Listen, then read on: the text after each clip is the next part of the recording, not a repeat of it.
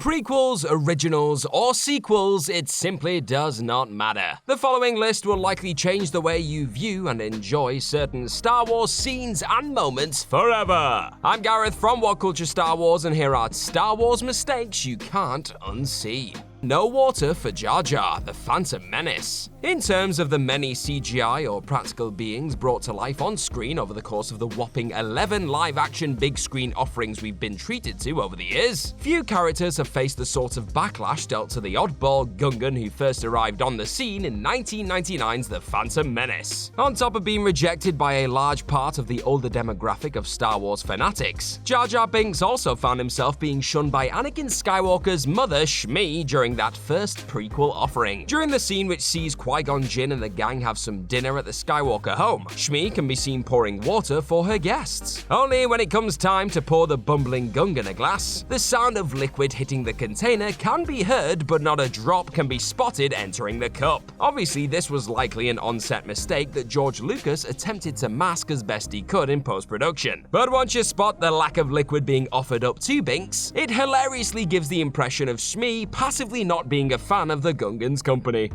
Ki-Adi-Mundi's changing lightsaber, Attack of the Clones. As you'll likely come to realize over the course of this list, when you stuff a world with the amount of action and complex CGI that we see in particular during the prequel era of Star Wars entries, the chances of a visual oversight increase exponentially. During the VFX stuffed set piece that made up the final act of 2002's Attack of the Clones, this manifested itself in what appeared to be one much-loved Jedi Master's rather unique lightsaber. As Ki-Adi-Mundi battles alongside his Jedi brethren on the Geonosis battlefield, his blade initially reveals itself to be a vibrant blue when cutting down various droids. However, fast forward a little and Mundi's blade miraculously flips over to a shade of green mid-skirmish, before once again reverting to blue upon joining up with Mace Windu and Yoda on a battleship. You could make an argument for Mundi perhaps losing his weapon a few times over the course of a fight, but it's more likely that the VFX team simply lost track of who should be brandishing what color saber over the course of a rather CGI-heavy climax. Vader's neckpiece suddenly appears, Revenge of the Sith. Now, I promise you this video isn't simply a way of throwing shade at the low-hanging fruit that often is the prequel trilogy. However, there's no getting away from the fact that George Lucas perhaps spent a little too much time focusing on digitally rendered monster mashes than those tiny continuity details that instantly stick out like a sore thumb once you spot them. Coming in the wake of Anakin Skywalker being chopped down by former master/brother Obi-Wan Kenobi on Mustafar, fans were finally gifted the creation of the baddest force in the galaxy, Darth Vader. Yet, though this fusing of man and machine was undoubtedly one of the film's high points, it still wasn't without its errors. Specifically, when the iconic mask of the Sith Lord is being lowered onto the mug of the one-time Jedi, we see a severe lack of the lower neck piece that helps comprise the legendary covering. One shot later, though, said neck piece is randomly dropped into the mix like it had been there the whole damn time. It most definitely wasn't, and Mr. Lucas was hoping a dramatic theme and heavily scarred Skywalker would paper over this hard-to-unsee gaffe. It didn't. An ever-changing snack, The Force Awakens. The 2015 return to the galaxy far, far away that was The Force Awakens also just so happened to introduce us to one of the oldest beings in the universe, Maz Kanata and said alien's castle. This impressive piece of architecture houses the sort of cantina that feels like home for many a Star Wars devotee, but it also played host to a piece of shoddy continuity as Rey, Finn, Chewie, and Han Solo conversed with the wise old alien. Flipping between wide and close-up shots, it's evident that Rey's meal of choice wasn't set in stone by any means. Wide shots show the future Jedi eating what seems to be a piece of bread with a simple topping, while close-ups have her munching on what looks like an overflowing delicacy of sorts. It's an easily missed quick cut, but it definitely gives off the impression that Rey either has the fastest snack-shifting hands in the galaxy, or nobody thought to keep the food involved consistent throughout. Rey's instantly self-cleaning clothes, the rise of Skywalker. She may be classed as one of the most powerful Jedi to have ever existed in Star Wars canon, but there's one remarkable ability of Rey's you likely completely missed during the nostalgia tsunami that was the rise of Skywalker. Early on in the 9th entry into the Skywalker saga, we see the Force-sensitive leading light honing her skills in a forest, cutting down ribbons and dispatching droids under the tutelage of General Leia Organa. Amidst the undoubtedly impressive blind fighting off of a hovering bot and next-level Force jumping, Rey understandably gets a little mucky Kenobi thanks to the dirty terrain below. Yet after tripping and landing square on her mug, muddying up her garms in the process, the Jedi in training incredibly manages to find herself dirt-free in literally the next shot. Not a bad trick to possess in the heat of battle should you not find yourself near an intergalactic laundromat. When putting together a scene as action-heavy and fast-paced as this, ensuring an outfit stays suitably filthy was evidently pretty low on the to-do list. Kylo Ren's disappearing ashes table, The Force Awakens. J.J. Abrams wasn't afraid to delve into the darker recesses of the Star Wars universe when tasked with pumping some new blood into the franchise back in 2015. And the backstory behind the table Kylo Ren dumps his mask on during that film's captivating torture scene highlights this and then some. Said table actually holds the ashes of the fallen Jedi's fallen enemies, believe it or not. But perhaps the most disturbing realization about this chilling table is the fact that it can seemingly disappear into thin air. During the exchange between the apprentice of Snoke and the Jedi in waiting, Kylo's tribute to his grandfather is plonked on the furniture in a close-up, only to go missing once we jump to a wide shot of the room. In truth, Abrams has gone on record to admit that this ashes moment was originally designed to take place in the scene where Ren converses with Vader's mask. Despite feeling it didn't quite fit that section of the movie, the director loved the shot too much to leave it out altogether, so he dropped it here instead. Continuity be damned. Crew member's arm invades a Wper shot. The Empire strikes back. Half of the charm of the original trilogy of Star Wars flicks was found in the genius use of practical effects evident throughout Luke, Han, and Leia's quest to foil the Empire. Yet with this reliance on the material instead of the digital also came the potential for human error to rear its head during the finished article. Look no further than the brilliantly terrifying moment a grisly Wper takes out Luke Skywalker on the back of his trusty Tauntaun in The Empire Strikes Back. In the heat of this intense blitz of brutality which sees the future Jedi Master blindsided by a body-breaking limb, it's easy to forget that a crew member was actually underneath this fuzzy arm of fury. That is, until you spot the purple sleeve of said member of staff popping out ever so slightly as the Wamper's arm takes the Tauntaun by the throat. If anything, the reminder that a person was flailing like a lunatic off camera to achieve this vicious kill will make you adore the moment even more. But you likely won't look at the scene the same way again all the same.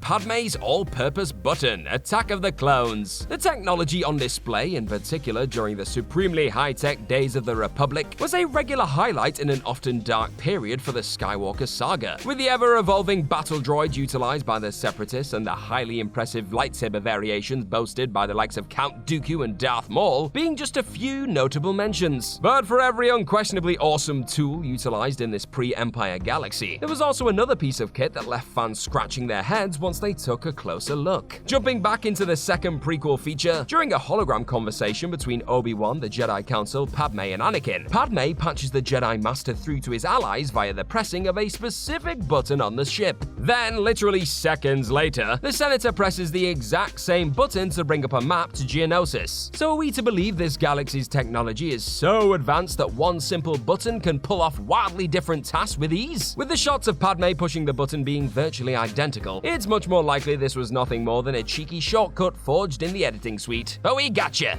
Han Solo's disappearing jacket, The Empire Strikes Back. If you've managed to get this far without noticing one of Lucasfilm's biggest errors to date, then I wholeheartedly apologize for the following entry. But you knew what you signed up for, so deal with it. In all honesty, it's not hard to see why many fans have managed to get through their lives without spotting their favorite smuggler's attire having a mad one in arguably his most iconic scene. There was a lot going on, alright? But that still doesn't get around the fact that Han Solo's jacket simply couldn't make its mind up in the lead up to the pilot of the Millennium Falcon being frozen in carbonite.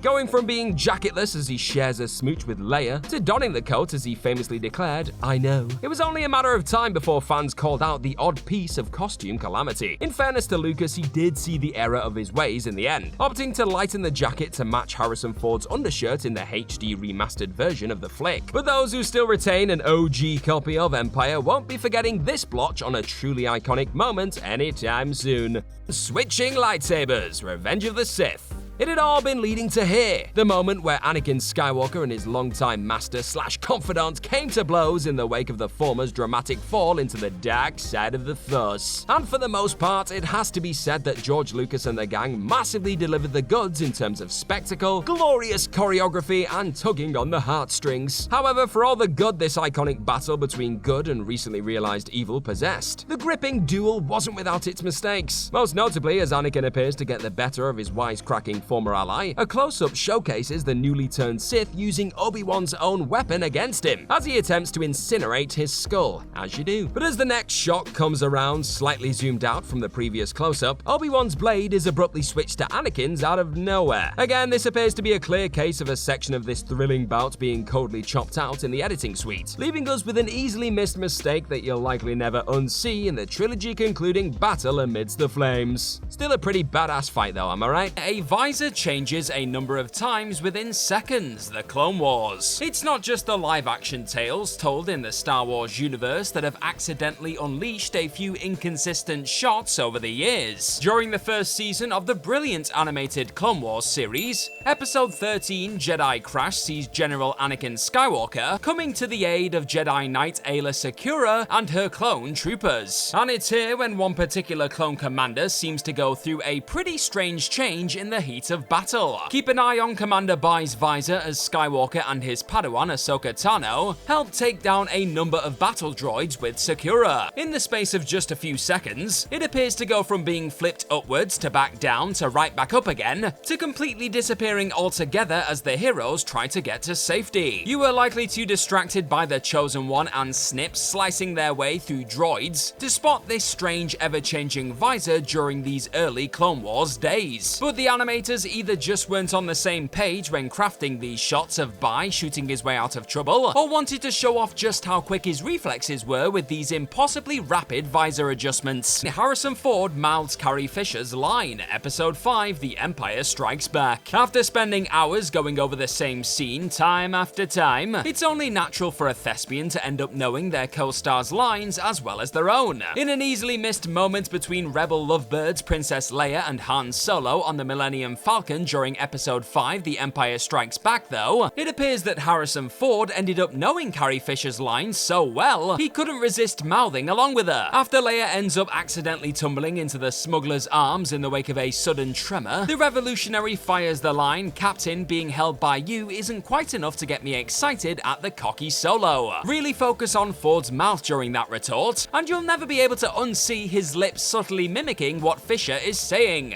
Whether it was his way of secretly helping his scene partner through the scene, or the moment had been performed so many times he'd begun unintentionally mumbling his co-star's lines too, either way, Irving Kershner was probably just hoping your eyes wouldn't be drawn to Ford's trap whilst he was verbally blasted by the princess in this particularly wonderful take. Kenobi says hello to Grievous but goodbye to the massive vent. Episode 3, Revenge of the Sith. Make no mistake, Obi-Wan Kenobi was one of the most powerful Force users swinging a lightsaber during the Clone Wars. But even he would have found it difficult to make a gigantic vent completely disappear in the blink of an eye. That's exactly what goes down during the moments right before he collides with the cyborg Jedi killer known as General Grievous during Episode 3, Revenge of the Sith, however. Not long after dropping down and greeting the Separatist droid army leader with a rather iconic "hello there," Kenobi decides to quickly take out some incoming droid guards with a huge vent from above via the Force. So far, so civilized. Only just a few seconds on from Ewan McGregor's Jedi Master plonking a massive chunk of metal in the middle of the room on Utapau, the item goes from being visible in the background to completely disappearing when Grievous pulls out his many laser swords. With so many CGI elements being seen during this gripping fight between Jedi warrior and relentless Kaleesh warlord, it's likely the masterful VFX artists were just too busy making sure the hundreds of droids in the background and the rest of the alien location looked the part, and didn't realize that they'd awkwardly forgot to leave behind the damage that pesky Kenobi had already caused. And while on the subject of epic duels, is this the best duel in the Skywalker saga? If it's not, then you tell me what is in that comment section right down below. Lando's flipping costume, Episode 6, Return of the Jedi.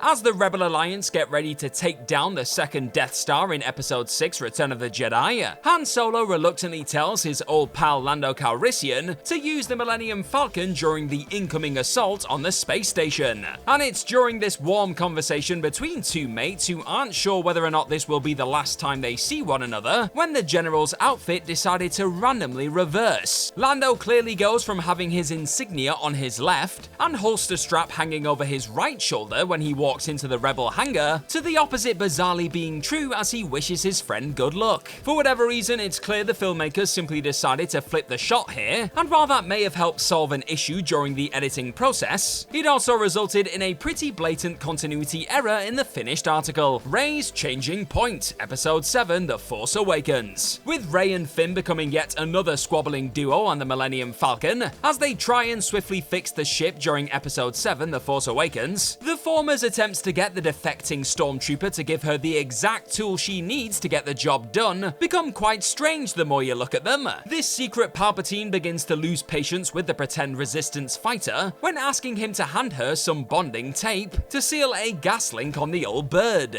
And it's in this moment that she tells Finn to look at exactly what she's pointing at with her right hand. As the scene jumps to a different angle of this exasperated eventual Jedi repeatedly shouting no though, Rey's pointing hand unexpectedly switches to her left, only for it to return back to a right-handed pissed off gesture as the shot changes back to one of Rey's aggravated face. The Force may have awakened during Episode 7, but it looks like whoever was in charge of continuity in this moment unfortunately nodded off between shot changes. A disappearing jacket, Episode 4, A New Hope. When Luke Skywalker is handed his father's old lightsaber inside of Obi-Wan Kenobi's home, what looks like a jacket or robe of some sort is seen hanging in the background next to where C-3PO is perched. However, as the shot switches to one from a slightly different angle, that item of clothing immediately evaporates. It's then completely absent whilst the son of Anakin is playing around with the elegant weapon, as Ben rambles on about Jedi Knights and the Old Republic. Right as Kenobi mentions the dark times though, that dangling item suddenly decided to pop back up behind Skywalker, almost like it didn't care about civilized weapons, but desperately wanted to learn more about what happened to young Luke's pops. In reality, the folks helping to bring to life the mind-blowing visual of a lightsaber being switched on for the very first time on screen were probably just focusing all their energy on trying to nail this epic effect, and unfortunately failed to spot one little absent prop on the wall during the awesome ignited laser sword shot. But now you'll never unsee it. Vader randomly carries 2 lightsabers. Episode 6, Return of the Jedi. Not long after Darth Vader hurls his unmistakable red lightsaber at his baby boy, the fallen Jedi learns of the existence of his own daughter, after Luke's thoughts betray him in the Emperor's throne room during Return of the Jedi's climactic duel. However, there was actually another shocking development in this dimly lit battle between father and son that most fans didn't catch as Vader contemplated turning Leia to the dark side. Focus on Vader's left hand whilst he wanders around in the darkness after noting how Obi-Wan's failure was now complete, and you'll never be able to unsee what seems to be another not yet ignited lightsaber. This was actually left behind from a deleted moment during their duel, when Vader would have somehow got a hold of Luke's lightsaber and dual-wielded them against his own flesh and blood. I know it sounds bloody awesome. Director Richard Marquand clearly still loved this particular shot of the masked icon ominously hunting down Luke on the second Death Star though, so this easy-to-miss double-bladed continuity error ultimately survived the editing process, with Skywalker strangely holding that same lightsaber in the very next shot. A sudden stormtrooper armor change, Episode 4, A New Hope. And speaking of one of the most terrifying Sith the galaxy has ever known, has there ever been a more impressive and intimidating introduction to a character than the moment Darth Vader first strutted onto the big screen back in 1977, with the one-time Anakin Skywalker mercilessly strangling a rebel as he searches for the stolen Death Star plans? Your eyes weren't immediately pulled to the Imperial stormtroopers stood around watching the poor lad having the life squeezed out of him. But if you do take a closer look at the left knee of a trooper to the right of Vader in the wide shot, that knee goes from not boasting any extra plating to abruptly sporting a protective cover. Oh, and that same inconsistent trooper also seems to quickly go from being right-handed to left-handed too. SawGerras' mask has a mind of its own.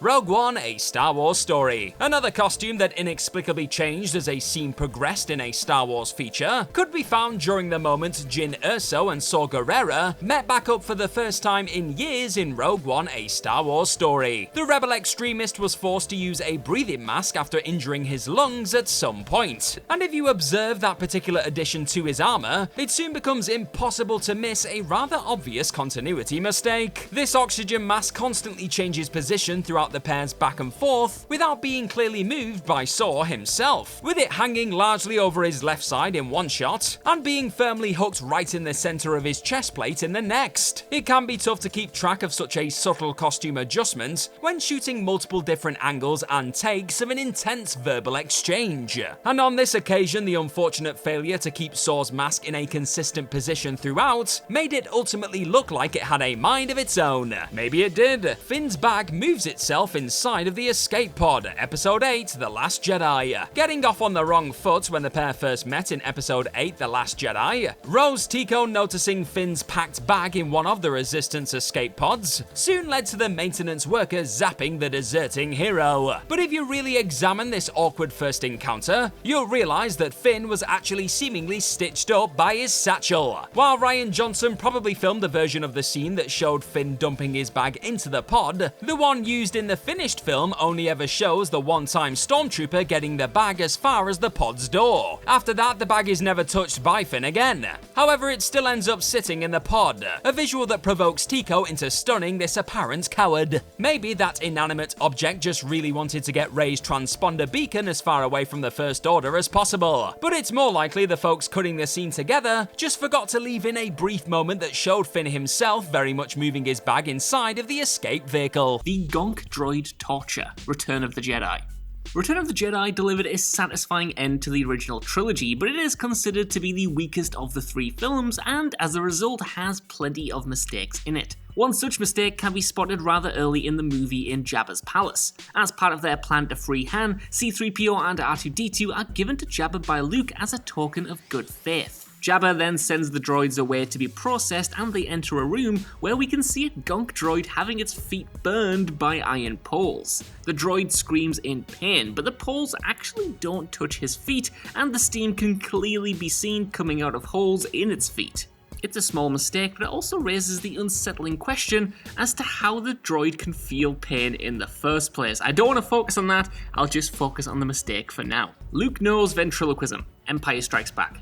When George Lucas showed a handful of his close friends a rough cut of A New Hope, the response was largely negative. This was when George turned to his editing team, who did a miraculous job as they fixed key scenes, characters, and the pacing to help Star Wars snap victory from the jaws of defeat. It still stands today as an example of just how important good editing is for filmmaking in general. So it comes as quite a bit of a surprise to see such a clear editing mistake in the sequel. When Luke is instructed by Obi-Wan to find his old master Yoda on the planet Dagobah, he crashes his X-Wing in a swamp. As Luke sets up camp with R2, he wonders aloud to himself if he will be able to find Yoda or if he even exists. But if you actually watch him closely in this scene, his mouth does not move at all. Lightsaber caught on clothes, Attack of the Clones. The lightsaber battles of the original trilogy focus more on the emotional weight of the conflicts rather than the skills of the two combatants, but the prequels were a completely different story, and acted as a chance for George Lucas to show audiences how fully trained Sith and Jedi would fight against one another at the peak of their powers. Hours and hours of practicing by the actors resulted in some of the most gloriously choreographed duels ever put to film. However, there is one moment in Attack of the Clones that made Anakin Skywalker look like he'd missed a few of these training lessons. While he is fighting his way through the droid factory in Geonosis, actor Hayden Christensen can be seen getting his lightsaber caught on his sleeve and hood before the camera quickly cuts away. Vader does not bonk his head, Return of the Jedi. Star Wars has a beloved running gag about characters bonking their heads off of low-hanging doors. This was because an extra playing a stormtrooper in A New Hope can be seen hitting their head while entering a room. Attack of the Clones would pay homage to this scene in particular, as Jango Fett also bonks his head while making his escape from Obi-Wan Kenobi. But that wasn't the only time someone would have a mishap with the door in Attack of the Clones. When Anakin and Padme land on Geonosis, they enter the droid factory through a mechanical door, where you can clearly see Anakin's head phasing straight through it. What's actually a little bit funny is that when Anakin becomes Darth Vader a little bit later on, he also does the exact same thing in Return of the Jedi. When Vader is seen disembarking his personal ship on Endor, you can see the top of his head phasing through the front of his ship. Finn's disappearing blaster, The Force Awakens. Finn ended up becoming a rather minor character in the Disney trilogy overall, but this did not mean that he didn't get plenty of badass moments along the way.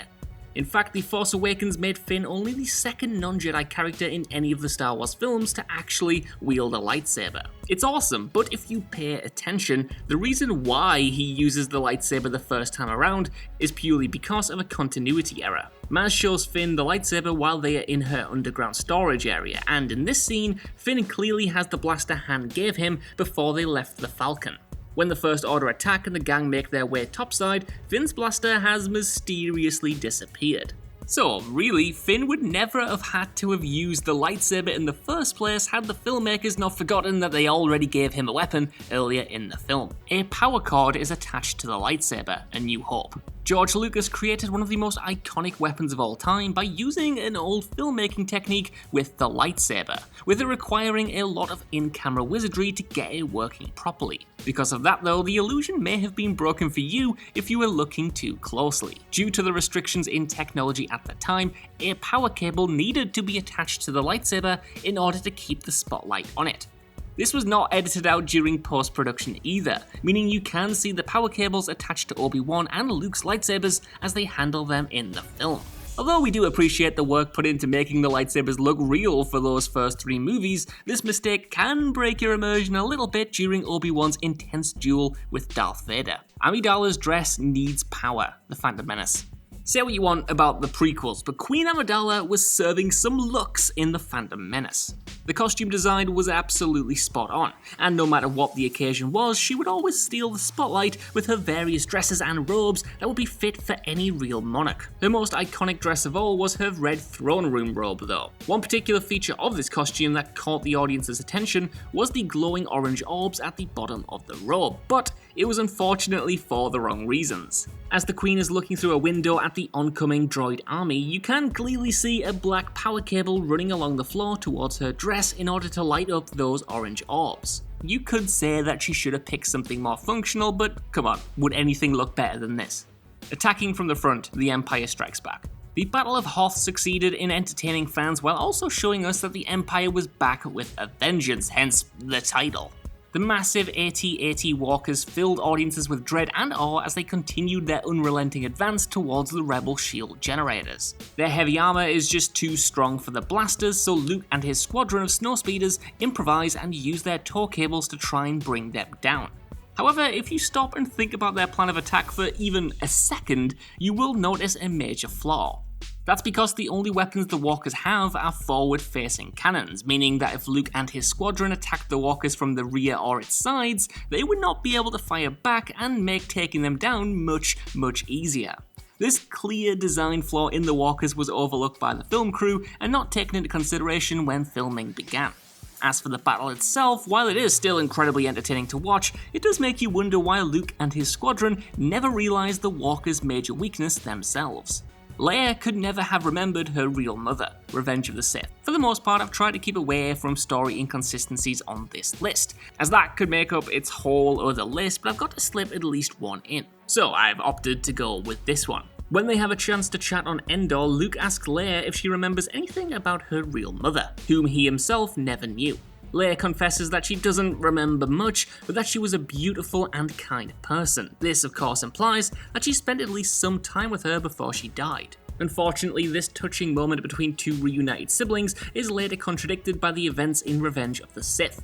In the final prequel film, we see Luke and Leia's mother Padme die shortly after giving birth to them. Then they're separated and raised by different people, and obviously, therefore, there was no way Leia could have remembered anything about her real mother. The entire throne room scene, The Last Jedi. You don't need me to tell you that The Last Jedi was divisive, but the throne room scene garnered almost universal praise at the time, and was even labelled by some as one of the greatest scenes in all of Star Wars. But sadly, upon closer inspection, it turns out to be one of the scenes that doesn't quite hold up under scrutiny. As far as the choreography of the fights is concerned, the Praetorian Guards can be seen deliberately aiming for Rey and Kylo's weapons and not for their expanded body parts. Hell, one of them even graciously throws their weapon out of shot so Kylo can kill him. There's also the other infamous instance where Rey is fighting a guard with two knives and one of the knives just disappears, showing the guard holding nothing at all so Rey doesn't die. It's like The Prestige, there's so many different magic tricks going on that you don't even notice until you properly dive in.